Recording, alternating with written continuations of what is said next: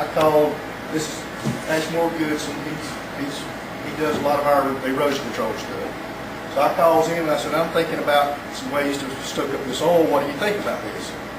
So I said, you go get this and try it and see how it works and call me back. So he said, you ain't gonna believe how this works.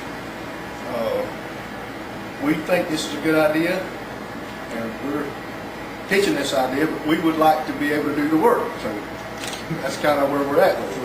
So just keep that in mind. But what we got, obviously we got clean water here. We're going to pour some oil in it, and then we're going to put some of this hay in it and let you see how it soaks the oil in. And we got a couple other things we want to look at too, along the same lines.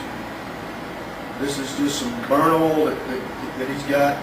It's just burn oil with viscosity out of it. So crude oil would have more viscosity and stick to something like this even more than burn oil would.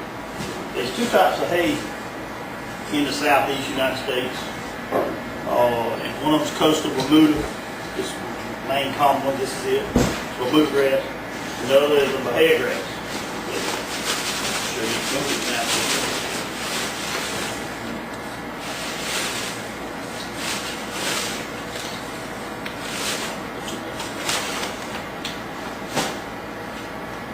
If you just simulate wave, this is, I'm only going to do this for just a few seconds, whereas it can stay in the water for hours and hours and hours, maybe days. The hay won't sink, period. I mean, I've been in erosion control 20, 25 years, and it'll just float to the edge and stay on the edge. So we put out hay bales forever. We've got two scenarios with this. We think, first of all, you could actually disperse it on this field that's out there now. It'll soak up the oil there now. You've got skimmers that come along and skim up the hay, or you could use the shrimp boats out there with their nets to pick it back up, or something along that line. Or if it washes up on shore, it's going to be just like seaweed, and then you take conventional beach cleaning equipment and you just pick it up. And we would have dumpsters on the beach with liners or whatever in them and put in those dumpsters. And then as far as disposing it, my thoughts was take it to some incinerator and use it for energy. And burn it, mix it with wood chips or whatever, and dispose of it like that. I don't know what the DEP implications would be of that or whatever, but as far as getting it out of the water, this is, I've grounded all kinds of stuff in the last few days. This right here is about as green and about as simple as it gets. Now this is just in a few minutes. Now pay no attention to what's around the edge. There ain't no bowl out there in the ocean. There ain't no edges, so this stuff's gonna float and mess around, flop around in the waves. You take a little bit of hay right there. Look what's attached to it.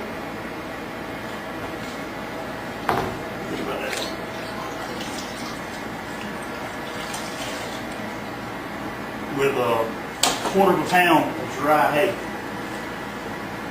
This is Bermuda grass. This is what commonly farmers will have everywhere. Bahia grass and Bermuda grass. And that's what they'll have.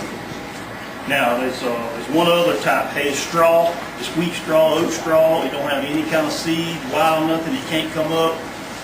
That's going to be here. It's being seasoned in about 2 or 3 more weeks, and that would be a massive ready to supply in about 2 or 3 weeks. But if you've got this known all over the southeast, you could have a lot of hay coming to go on barges to go out to blow in the middle of that. Just blow it out there in the wind. It can't screw up because it's going to float around and float into the oil, and it'll attach itself to it.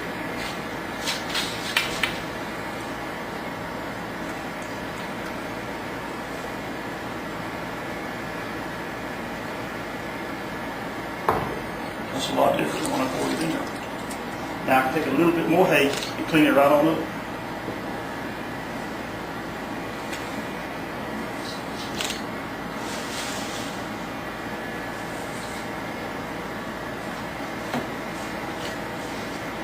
It looks bad around the edges, but there's no pan edges out there in the ocean, of course.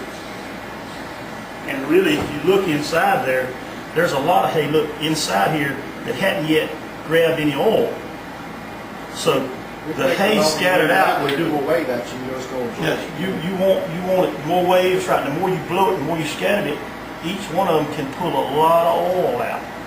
I done it so fast. You got some pieces. There's some that's scooped like it should be right there. I got some that ain't hardly got any oil on it because I hadn't left it in there long enough. You had mentioned it forming a hard cement like, but when I look at this, it looks like it's hay with oil on it, and I put my hand on it and got a bunch of oil on it. So is it, could you clarify what you meant by, it seems that, what am I trying to say is, it's not really being absorbed in the hay, it's just on the hay. Yeah, it's attached itself to it. Right, it attaches itself to it. And that's all you want to do is attach it to something so you can get it. If it makes it to the beach, worst case scenario, it's going to end there at high tide. It's going to be where it's going to be set. And it'll stabilize right there and be in the hay. So you take this beach seaweed equipment that's pretty readily available. They'll run along there and just roll it, pick it up, and go right in. The oil's coming up.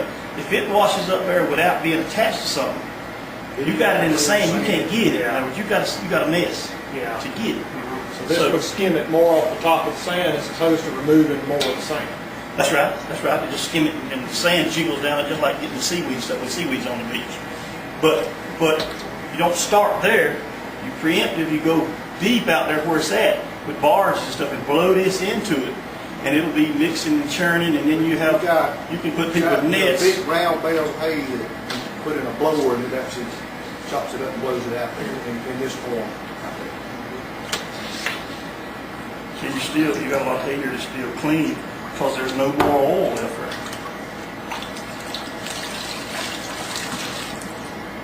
That's black burn oil.